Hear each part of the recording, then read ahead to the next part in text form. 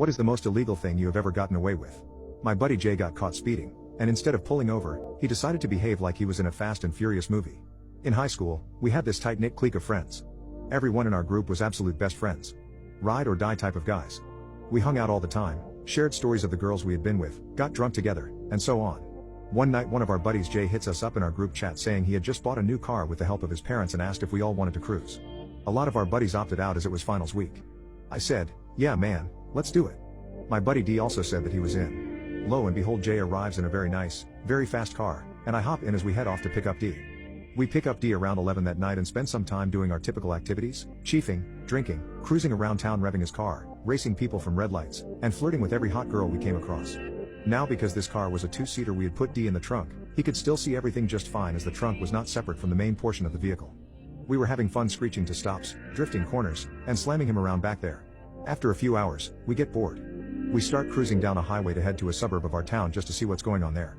Jay was talking the entire way about how he had no clue of what the top speed on his car was. He told us the governor had been removed. I looked at him and said, nobody is out here man, just punch the gas and find out, and he does. We're driving like hell on this 4-lane highway blazing past what little traffic there is. D and I are taking videos laughing it up as Jay is calling out speeds.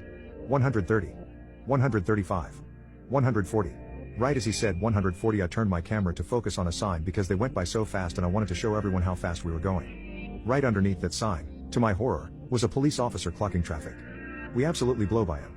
D must have seen him as well because before I could get a word he starts freaking out. At this moment, a long way behind us, the lights flick on and Jay sees him as well.